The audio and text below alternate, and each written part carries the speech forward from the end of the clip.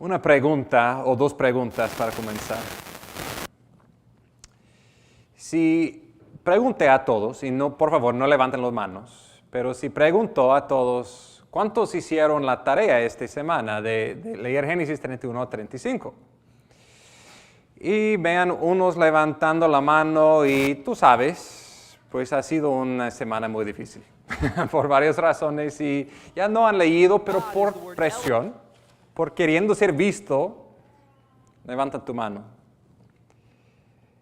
Y de repente, ¡boom!, un ataque de cerebro y te mueras. O la persona a tu lado lo hace. ¿Vas a regresar el próximo domingo? O más seguro quedar en casa para no tener que estar en no quiero decir un lugar, porque no es este edificio, solamente son 4 paredes. Pero ser parte de un grupo que adora el Dios santo, santo, santo. Este es peligroso, no es un juego. Él odia el pecado. En cualquier momento, Él puede juzgar por el pecado. Mejor correr tal vez del peligro de acercando a un Dios tan santo. Segunda pregunta. Si el costo de seguir a Jesús y hablar con tus vecinos sobre Jesús fue que serías tirado en la cárcel, azotado 39 veces, tal vez a perder a tu propia vida, ¿seguirías a Cristo? Y si fuiste tirado en la cárcel y azotado, ¿qué sería tu respuesta? Voy a llamar al mejor abogado que puedo encontrar y estos hombres injustos, ellos van a la cárcel. O si tu respuesta sería gozo por ser considerado digno de sufrir por el nombre de Cristo. Yo sé por causa mía que la respuesta de la carne y la respuesta del Espíritu son muy diferentes. Y lo que vemos en este pasaje es evidencia que el Espíritu de Jesús está obrando en su iglesia. El Espíritu de Cristo está purificando su iglesia de su hipocresía y preparando su iglesia para ser perseguido, para sufrir, para que la iglesia crece, madura y expande. En Hechos capítulo 5 vemos que tenemos un enemigo, que Satanás está atacando la iglesia de Cristo, los creyentes en Cristo. Pero también vemos que Dios es soberano. Dios tiene un plan por esta dificultad y persecución. Y su plan es para purificar su iglesia por medio de estas pruebas. En versículos 1 a 16 vamos a ver la historia de Ananías y Zafira. Una historia de hipocresía. Pero más que eso, es una historia de cómo debemos responder a un Dios tan santo, que es temer a Dios. En versículos 17 a versículo 33 vemos la iglesia perseguida por los líderes de Israel. Y vemos que nuestra respuesta debe ser obedecer a Dios antes que a los hombres. Aunque tenemos que sufrir, vale la pena. Obedecemos primero a Dios antes que a los hombres. Y finalmente, en versículos 34 hasta el fin del capítulo, vamos a ver que la iglesia es perseguida. Los discípulos son perseguidos, sufren, pero regocijan en el padecimiento. Y el punto es que el sufrimiento por nosotros como cristianos no es algo raro y no es una razón por enojo, es una razón para regocijar, que somos considerados dignos de sufrir por Jesús. Si tememos a Dios, obedecemos a Dios y por su gracia regocijamos en la prueba, en la persecución, la iglesia de Cristo crecerá. Entonces, para recordarnos del contexto un poco, Hechos 1. Hechos es la historia de Jesús, la historia de Jesús después de su muerte en la cruz por nosotros y su resurrección el tercer día. Hechos 1 comienza con la ascensión de Jesús. Ahora Jesús está en los cielos. Y antes de regresar a los cielos, Jesús dijo a sus discípulos, a sus seguidores, espera en Jerusalén hasta que recibes el don prometido, el Espíritu Santo, para morar en ustedes y para darles poder para ser mis testigos, para proclamar mi palabra. Y aquí vemos un esquema por todo el libro. Proclamarle en Jerusalén, en el capital, en Judea y Samaria, en la región alrededor, y hasta los confines de la tierra, hasta McKinney, Texas, iba a proclamar la palabra de Dios. Y estamos en el punto de la historia, en Hechos 5, con la palabra siendo proclamado en Jerusalén. En Hechos 2, recibieron el Espíritu Santo para morar en ellos y darles poder para testificar por Jesús. Y en capítulos 3 y 4, con el Espíritu, Pedro y Juan fueron al templo en Jerusalén. Y allí encontraron un hombre cojo. Y por el poder de Jesús sanaron este cojo y proclamaron a las multitudes las buenas noticias de perdón por los que arrepientan de su pecado. En Hechos 2, 3,000 personas creyeron en Cristo. En Hechos 3 y 4, el número creció a más que 5,000 personas y los líderes de Israel estaban enojados porque estaban perdiendo su congregación. Y ellos trataron de disturbar esta obra de Dios tirándoles en la cárcel. Pero al fin de cuentas no tenían razón para acusarles y permitieron salir amenazándolos que siguieron haciendo eso, podían perder a su vida. La respuesta de los discípulos no fue temor, fue oración. Orando y Dios le dieron más valor para seguir proclamando el Evangelio. Y no solamente valor, también el Espíritu le dio generosidad. Y este es un punto importante. Pasa conmigo a Hechos 4, versículo 32. Dice, la congregación de los que creyeron era de un corazón y un alma. Ninguno decía ser suyo lo que poseía, sino que todas las cosas eran de propiedad común. Versículo 34. No había pues ningún necesitado entre ellos, porque todos los que poseían tierras o casas lo vendían, traían el precio de lo vendido y lo depositaban a los pies de los apóstoles. Se distribuía a cada uno según su necesidad. Estamos hablando uno de nosotros esta mañana de que la última frontera de la vida es nuestro dinero. Pues lo que vemos en Hechos es que la obra de Dios llegó hasta la última frontera de su vida, de qué hicieron con sus posesiones, con su tesoro. Ellos estaban vendiendo sus propiedades y usando el dinero, poniéndolo a los pies de los discípulos para ayudar a los pobres, a los necesitados en la congregación. Y vemos un ejemplo al fin del capítulo de Bernabé, un hombre que siguió con ese buen patrón de teniendo su tesoro en los cielos con Dios y vendiendo su propiedad para compartir con los con necesidad. En capítulo 5 vemos lo opuesto. 2 hipócritas, Ananías y Zafira, quien mintieron al Espíritu de Dios y perdieron su vida. Entonces leemos en capítulo 5, versículos 1 y 2. Pero cierto hombre llamado Ananías, con Zafira su mujer, vendió una propiedad y se quedó con parte del precio, sabiéndolo también su mujer, y trayendo la otra parte, la puso a los pies de los apóstoles. Sus nombres son interesantes. El nombre Ananías significa Jehová ha dado misericordiosamente. En otras palabras, que Dios es misericordioso.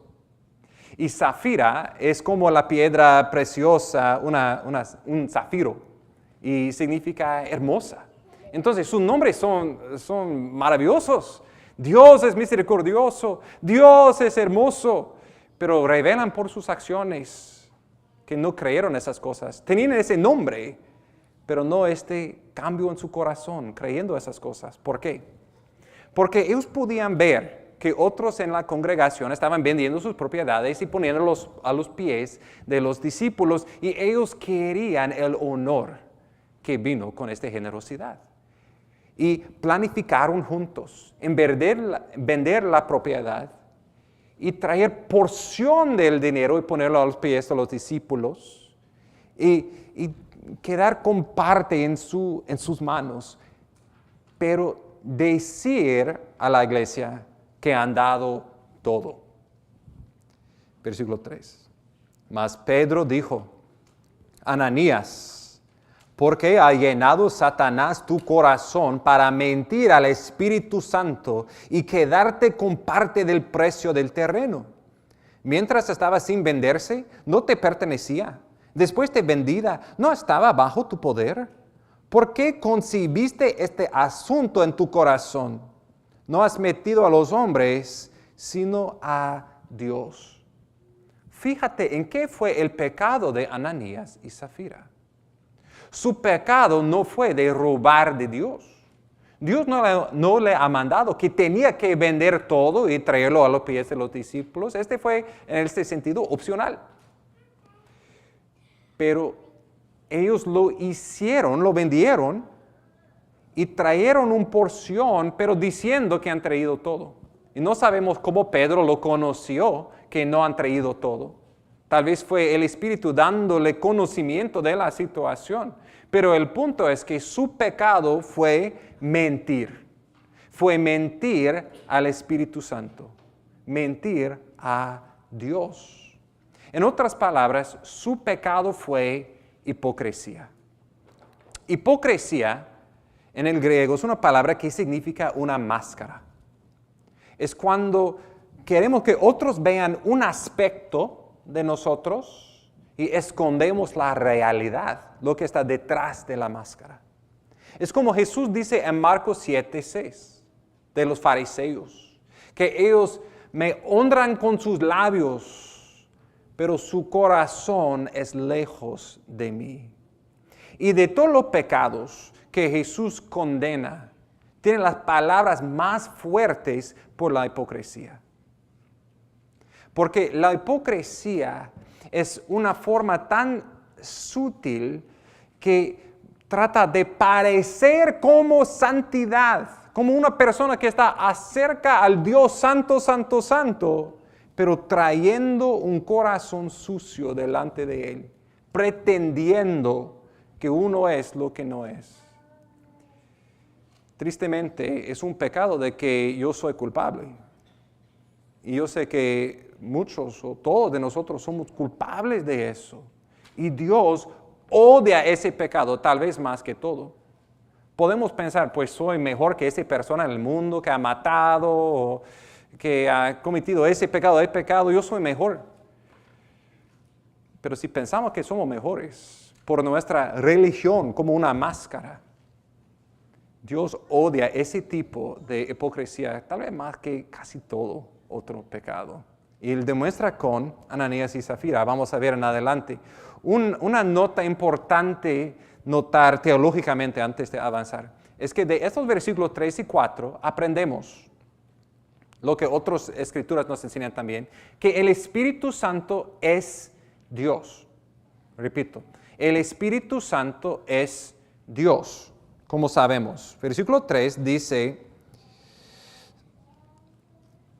porque ha llenado Satanás tu corazón para mentir al Espíritu Santo. ¿A quién fue mentido?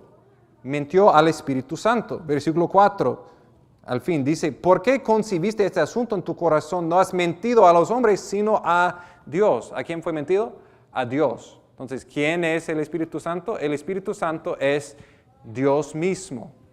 Hay un solo Dios en tres personas: el Padre, el Hijo y el Espíritu Santo. El Espíritu Santo no es otro poder, Él es Dios mismo. Punto importante en nuestro entendimiento de la Trinidad. Un Dios en tres personas. Seguimos en versículo 5. Al oír Ananías estas palabras, cayó y expiró, y vino un gran temor sobre todos los que lo supieron.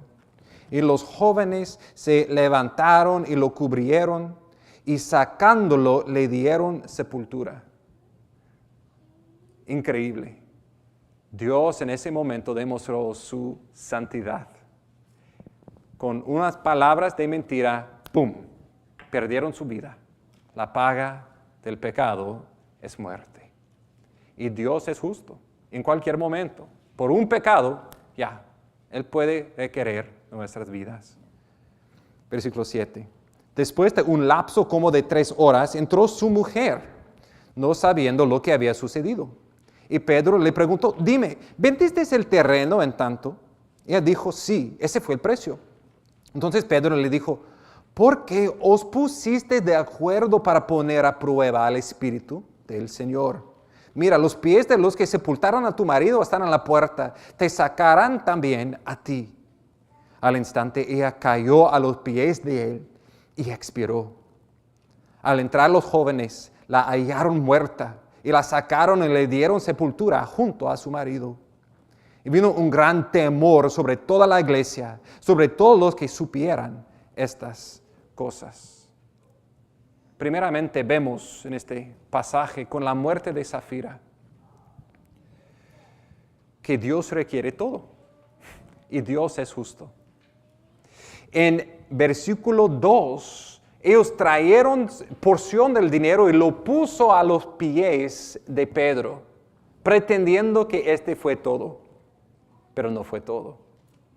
Y en versículo 10 leemos cómo Safira perdió su vida y se cayó a los pies de Pedro. Ellos estaban pretendiendo de dar todo y Dios demandó todo, no todo su tesoro, no solamente todo su tesoro, toda su vida cayó en muerte a los pies de Pedro. La segunda cosa que vemos aquí es el gran santidad de Dios. Cuando comparamos ese pasaje con toda la Biblia, tal vez por lo que no lean mucho la Biblia, piensan que siempre es así. Dios está en los cielos con un relámpago listo para juzgar. Pero la visión que vemos cuando leemos Génesis hasta Apocalipsis, toda la Biblia, es un Dios lento a la ira. Un Dios muy paciente con pecadores. Desde el principio, con el primer pecado de Adán y Eva, no causándole de morir en ese propio momento, pero dando oportunidad. Y más que todo, enviando un Salvador, como vamos a leer en adelante. Dios es lento a la ira, pero hay veces cuando Dios remueve la cortina y podemos ver, este Dios es santo. Este Dios es justo. Este no es un juego. Tiempos como en Levítico 10, cuando Nadab y Abiú, los hijos de Aarón, ofrecieron su fuego extraño en el tabernáculo y de repente, ¡boom!, eran consumidos por el fuego. Tiempos como en 2 Samuel, cuando Usa solamente toca para que no caiga el arco del pacto y ¡boom!, se muera. ¿Quién es ese Dios tan santo? Y más que todo, creo que el ejemplo muy similar a eso es la historia de Acán en Josué capítulo 7. En Josué capítulo 7, la nación de Israel está victoriosamente entrando, conquistando la tierra, ganan las paredes de Jericó, caigan y toman las riquezas por Dios, pero Acán toma riqueza por sí mismo, lo traiga a su tienda. Y en la próxima batalla, Israel pierda. Y preguntan, Dios, ¿qué ha ocurrido? Pensaba que estaba con nosotros. Sí, estaba con ustedes. Pero hay pecado en tu campamento. Y fue revelado que Acán ha robado de Dios. Y el fin que él y su familia eran destruidos. El pueblo eran limpiados y podían seguir conquistando por Dios, como un pueblo purificado. Dios a veces manda cosas a nosotros para purificar a la iglesia y debemos darnos cuenta. Todos nosotros tenemos pecado. A veces cuando Dios mande un relámpago de los cielos para causarnos de recordar, Dios es santo. Este no es un juego. No jugamos con el pecado y decimos, sí, soy un seguidor de Cristo. Cuando estamos pecando, arrepentimos rápidamente, pedimos su perdón. Dios es santo, santo, santo. Y la respuesta en versículo 11 es lo correcto. Un gran temor vino sobre toda la iglesia. Vamos a ver en versículos 12 hasta 16 dos reacciones a este evento. Versículo 12. Por mano de los apóstoles se realizaban muchas señales y prodigios entre el pueblo, y estaban todos unánimes en el pórtico de Salomón. Pero ninguno de los demás se atrevía a juntarse con ellos. Sin embargo, el pueblo los tenía en gran estima. Y más creyentes en el Señor, multitud de hombres y de mujeres se añadían constantemente al número de ellos. Nota en versículos 13 y 14 las dos reacciones. Unos afuera, escuchando de lo que ha ocurrido con Ananías y Zafira, dijeron, mejor no ser parte de ese grupo, es peligroso. Y corrieron. Pero nota la actitud que tenía o la evaluación que tenía de los cristianos. Dice, sin embargo, el pueblo los tenía en gran estima. Muchos hoy en día dicen que la razón, muchos que no son cristianos dicen, ¿por qué quiero ser un cristiano?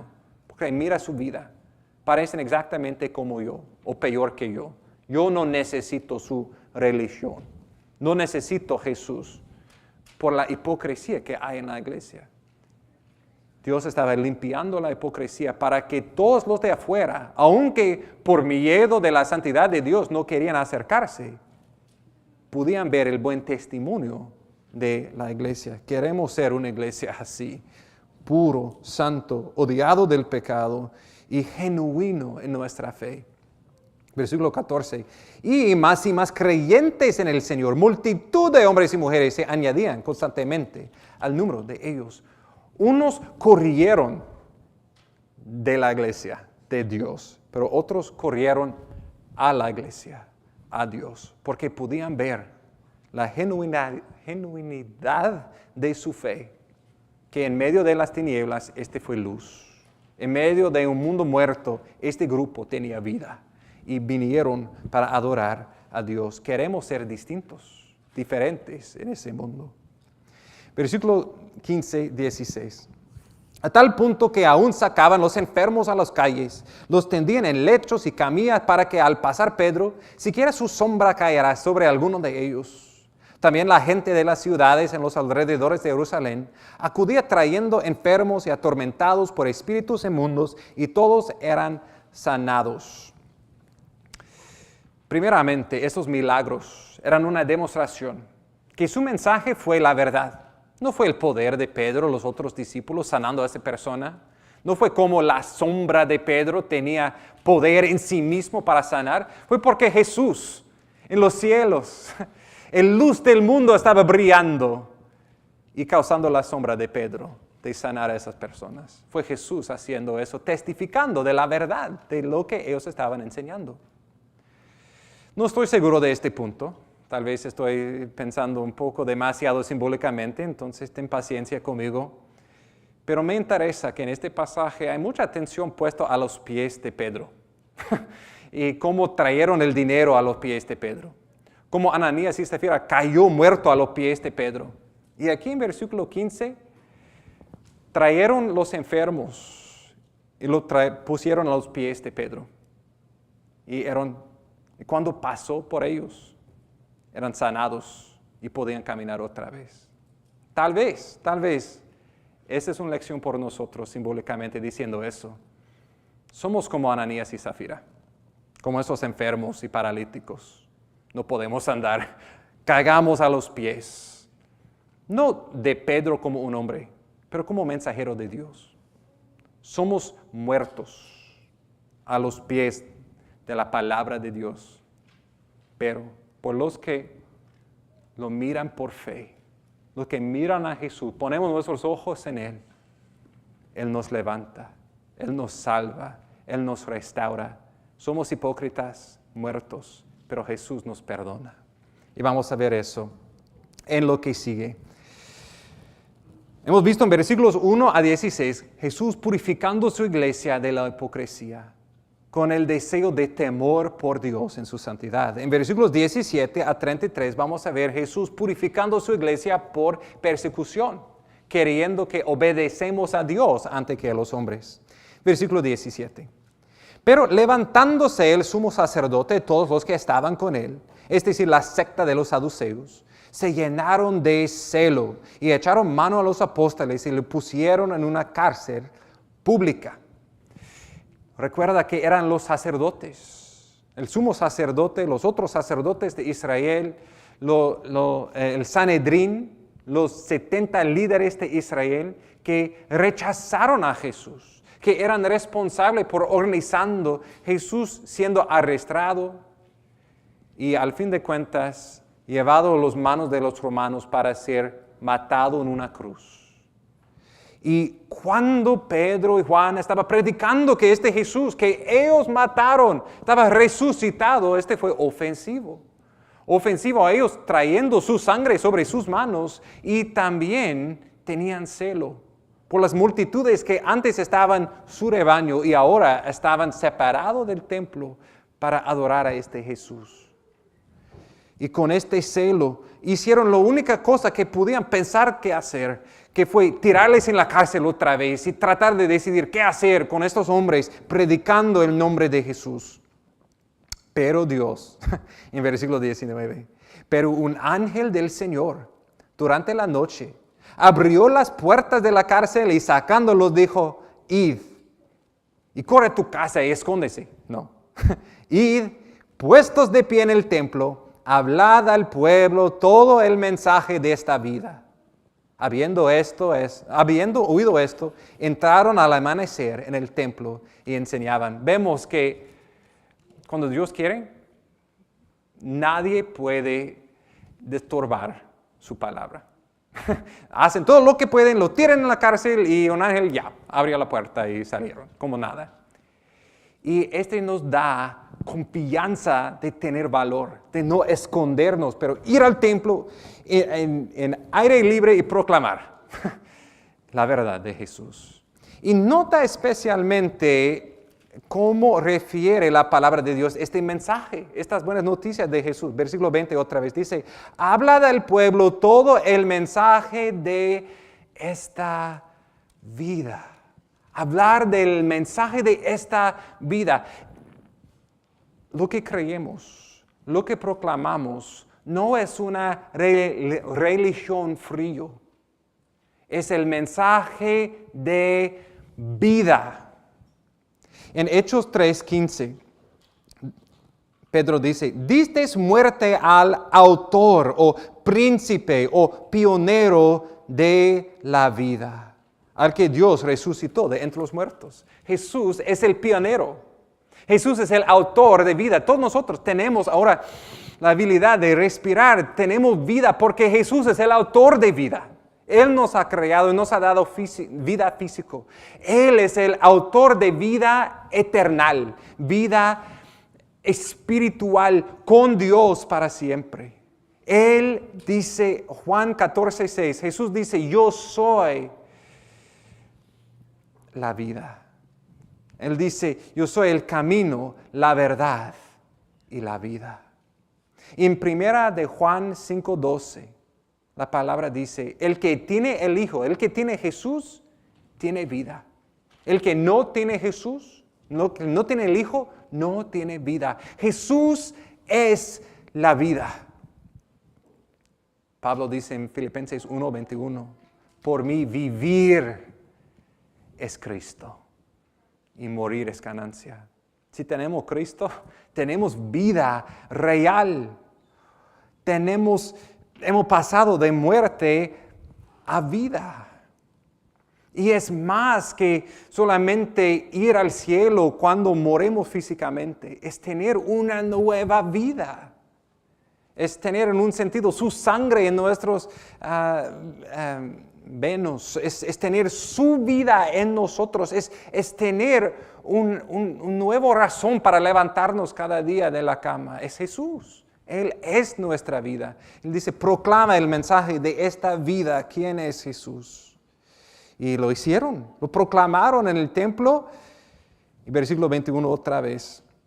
Cuando llegaron el sumo sacerdote, los que estaban con él, convocaron al concilio, es decir, a todo el senado de los hijos de Israel, enviaron órdenes a la cárcel para que los trajerán. Entonces Israel en ese tiempo fue gobernado por el Sanedrín, los 70 líderes. Y entonces el sumo sacerdote, pensando que todavía los discípulos estaban en la cárcel, estaba listo para divertirse con estos malvados hombres corruptando el pueblo antes. Y entonces él pidió, llévalos, estamos ahí organizados los 70 líderes, pónganlos enfrente de nosotros para que podamos juzgarles, abusarles. Versículo 22. Pero los alguaciles que fueron no lo encontraron en la cárcel. Volvieron pues e informaron diciendo, encontramos la cárcel cerrada con toda seguridad y los guardias de pie a las puertas. Pero cuando abrimos a nadie hallamos dentro. Cuando oyeron esas palabras, el capitán de la guardia del templo, los principales sacerdotes, se quedaron muy perplejos a causa de ellos, pensando en qué terminaría aquello. Pero alguien se presentó y les informó, mirad, los hombres que pusisteis en la cárcel están en el templo enseñando al pueblo. Entonces el capitán fue con los alguaciles y los trajo sin violencia porque temen al pueblo, no fuera que los apedrearan. Entonces vemos aquí que los líderes no tenían temor de Dios, ellos tenían temor del pueblo. Ellos querían el oprobio del pueblo, ellos querían el poder y control. Y cuando se dio cuenta, no estábamos en control. Pensábamos que podíamos encarcelar a esos hombres y ya estaban otra vez en el templo predicando. Que debía ser razón para abrir los ojos, confesar su pecado, que el Jesús que ellos han matado y fue resucitado. Es como esos discípulos que fue puesto en la cárcel y ya han escapado. Tal vez estamos luchando en contra de Dios, pero ellos no querían reconocerlo y por eso arrestaron otra vez, y lo pusieron enfrente de ellos. Versículo 27. Cuando los trajeron, los pusieron ante el concilio y el sumo sacerdote los interrogó diciendo, os dimos órdenes estrictas de no continuar enseñando en este nombre, en el nombre de Jesús. He aquí, habéis llenado a Jerusalén con vuestras enseñanzas y queréis traer sobre nosotros la sangre de este hombre. Nota me encanta esta frase, por su ironía. Por un lado, fue correcto que los discípulos estaban trayendo sobre estos sacerdotes, estos líderes, la sangre de Jesús. Es decir, que ellos eran responsables por la muerte de Jesús. Nos recuerda de lo que gritó las multitudes. ¿Recuerda? Cuando Jesús estaba en las manos de Pilato y por los líderes, por los sacerdotes, influenciando las multitudes, ellos gritaron, crucifícale, crucifícale, caiga su sangre sobre nosotros y sobre nuestros hijos, dice Mateo 27, 35. Ellos ya han dicho, si su sangre sea sobre nosotros. Lo que estamos haciendo somos correctos. Él es un falso maestro, un falso Cristo y debe morir. Que su sangre sea sobre nuestras manos. Pero lo que no entendieron es que también es la única manera en que uno puede ser limpiado del pecado.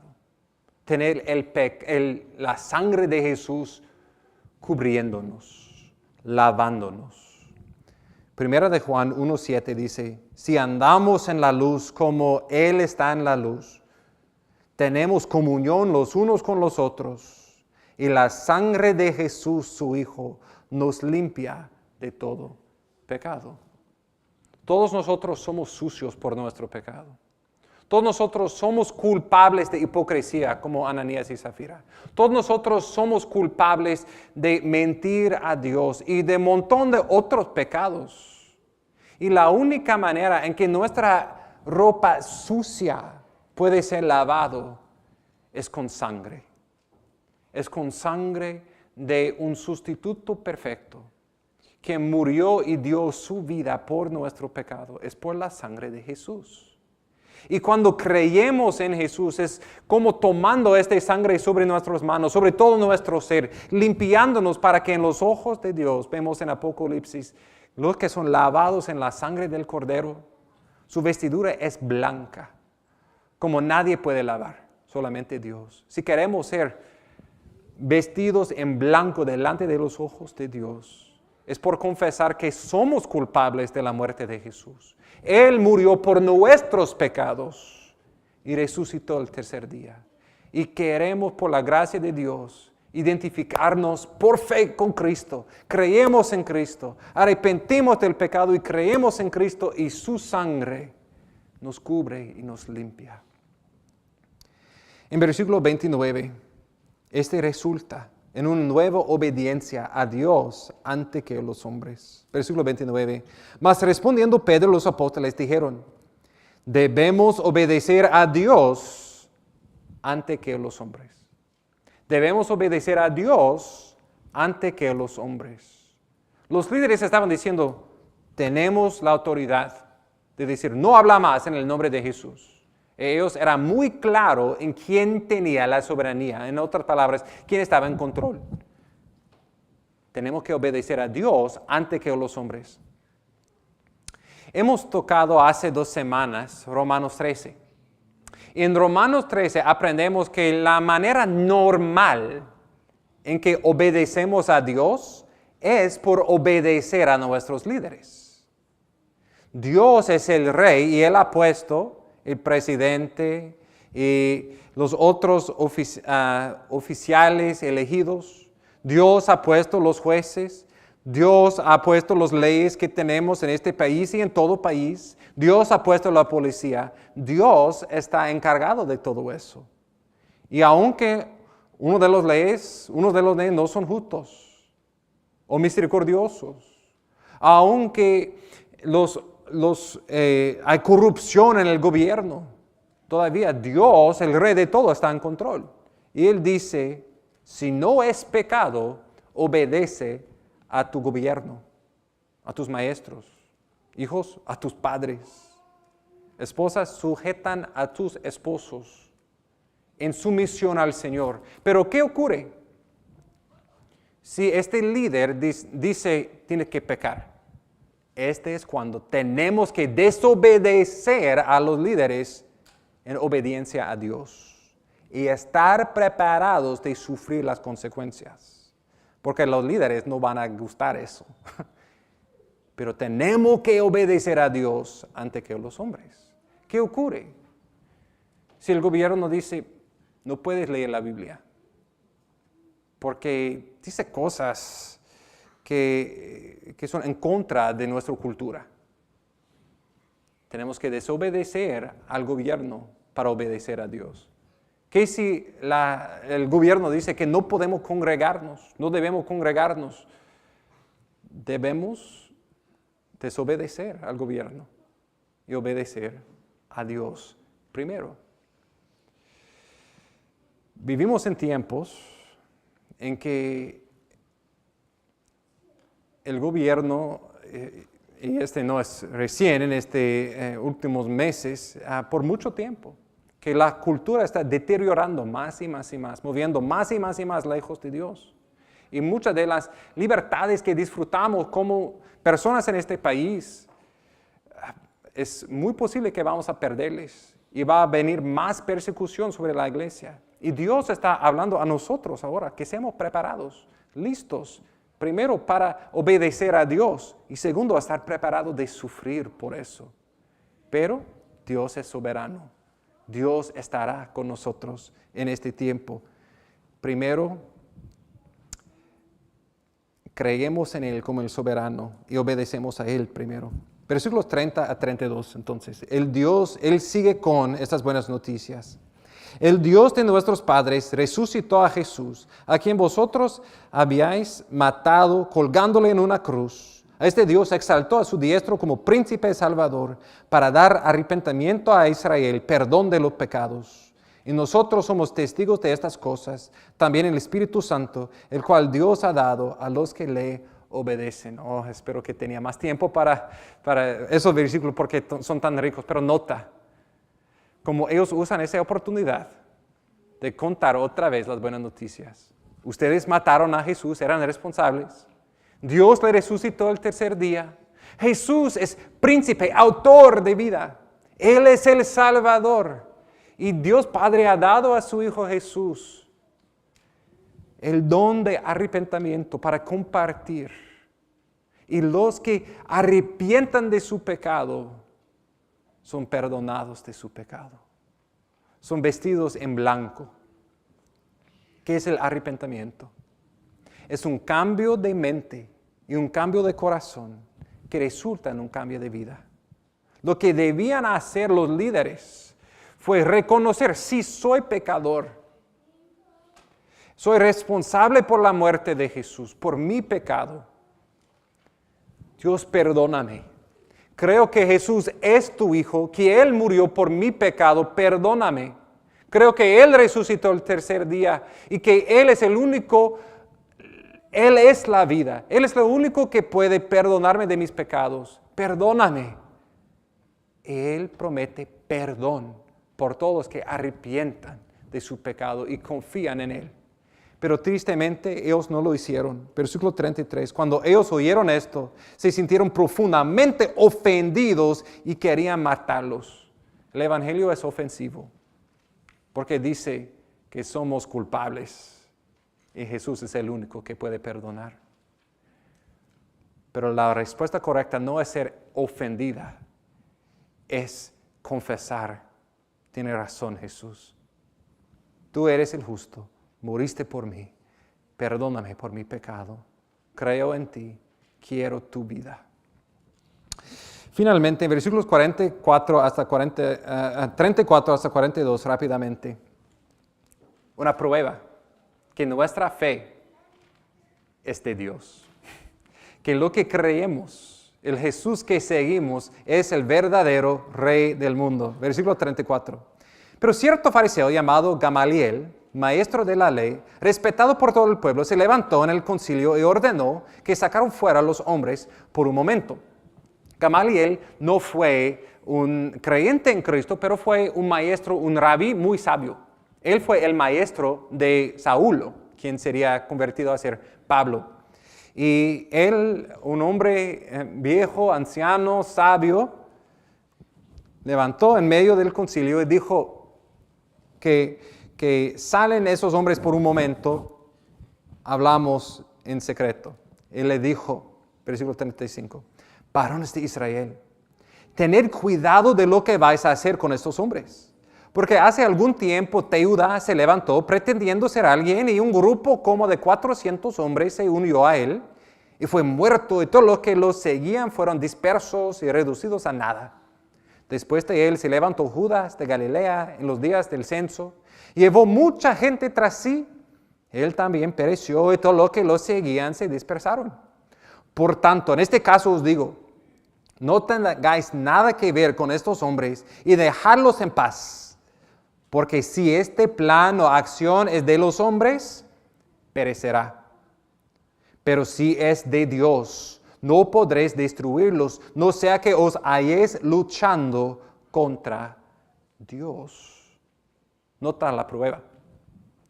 Gamaliel está diciendo, en la historia de los seres humanos han sido muchos movimientos. Muchas personas que han tenido 100 personas siguiéndoles, pretendiendo ser el próximo salvador del mundo, el próximo Mesías, el próximo rey que va a resolver todos los problemas del mundo. Pero nota lo que ocurrió.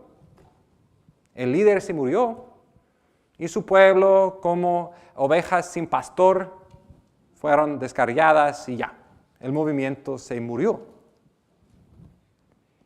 Será lo mismo en este movimiento.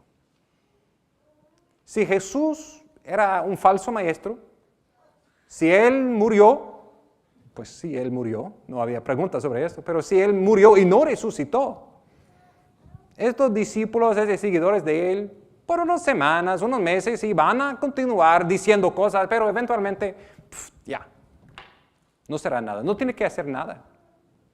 Pero, si este es de Dios, versículo 39, si es de Dios, no podréis destruirlos, no sea que os hayas luchando contra Dios. Lucas, escribiendo eso, está animando a nosotros como la iglesia. No vamos a perecer. Tal vez perdemos nuestra vida, pero la verdadera fe conquistará. Pueden tirarnos en la cárcel, pueden azotarnos, pueden tomar nuestras casas, nuestras propias vidas, pero todavía Jesús gana en el fin. ¿Por qué? Porque esos otros líderes se murieron, pero nuestro rey murió y resucitó el tercer día. Él vive. Él va a venir otra vez. Él establecerá perfectamente su reino en esta tierra. Él resucitará a todos que creen en Él para reinar con Él. No tememos la muerte, porque en Cristo tenemos la vida. Dios está luchando por nosotros, o mejor, estamos luchando por Dios. Estamos en su lado. Y la evidencia, si alguien está preguntando, ¿cómo? No sé, con todas las religiones en el mundo, ¿cómo puedo saber que este es el verdadero fe? ¿Cuál otra explicación hay? Que un grupo de pescadores sin educación, un grupo pequeño de personas pobres, podían totalmente cambiar el mundo. Y que ahora alrededor del mundo, en cada país, en cada lengua, hay personas. Todavía 2000 años después hablando de Jesús y lo que Él hizo. El testimonio de millones de vidas cambiados. Es evidencia. Dios está en eso. Este es real. Este es genuino. Nuestras vidas no son tan genuinos como debían ser. Todavía luchamos con la hipocresía. No somos perfectos. Pero Jesús es perfecto. Él es real. Y Él es sentado en los cielos. Y un día Él regresará. Y la evidencia es que su pueblo sigue creciendo, creciendo, creciendo. Porque Él está vivo. Versículo 40. Ellos aceptaron su consejo. Después de llamar a los apóstoles, los azotaron y les ordenaron que no hablaran en el nombre de Jesús y los soltaron. Es increíble y triste. Entonces, el resto del concilio escuchó a Gamaliel. Tal vez estamos luchando en contra de Dios. Entonces, no vamos a matarles, solamente vamos a azotarles 39 veces con al fin los pedazos de metal y hueso en su espalda 39 veces, cada vez tomando la carne de ellos, y muchos murieron en este proceso. Fue horrendo lo que hicieron, y lo hicieron para tratar otra vez de amanecerles, de no seguir hablando en el nombre de Jesús. ¿Cuál fue su reacción? Versículo 41. Ellos pues salieron de la presencia del concilio con enojo, llamando a su abogado, listo para corregir esta situación. No. Regocijándose de que hubieron sido tenidos por dignos de padecer afrenta por su nombre.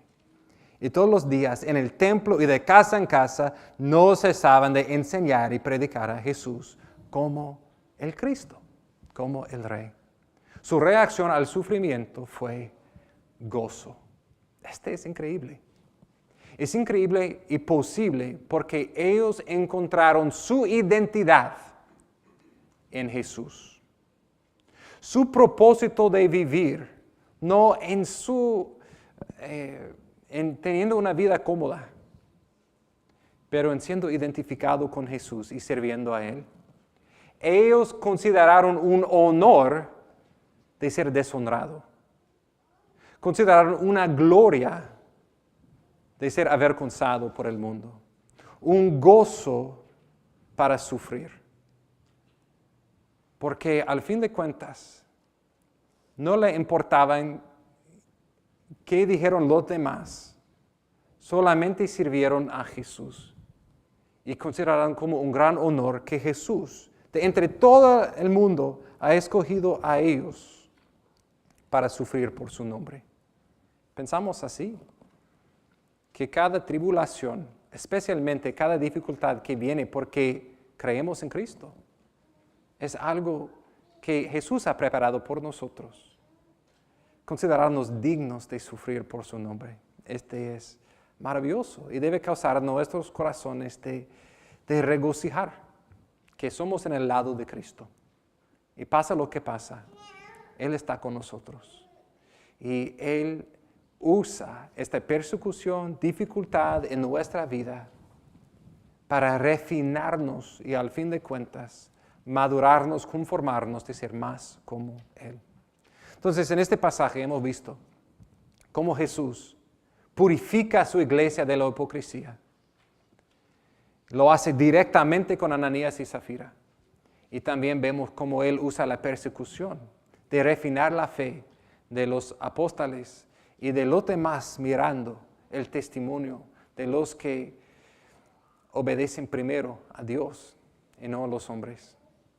Si estás aquí y no sabes por seguro que tengas esta vida que ellos estaban listos para dar su vida terrenal, porque ya tenían esta vida.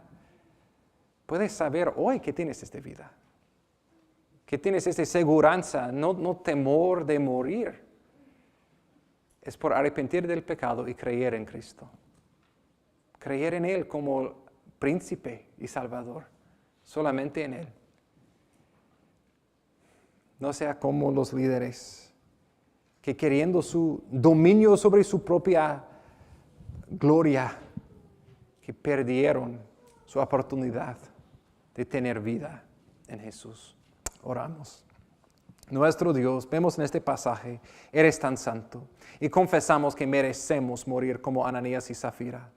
Pero te damos gracias que Jesús murió por nosotros en la cruz, que Él murió por nuestros pecados y resucitó el tercer día. Te pido, Señor, si hay alguien aquí que no ha confesado su pecado a ti, arrepentido del pecado y creído en Cristo como su Salvador, te pido, Señor, que le da el don de arrepentimiento.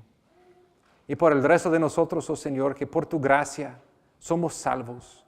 Pedimos, oh Señor, que no hará en nosotros esta hipocresía, pero que con fe genuino adoramos y servimos a ti, regocijando en las pruebas para tu gloria. En el nombre de Cristo oramos. Amén.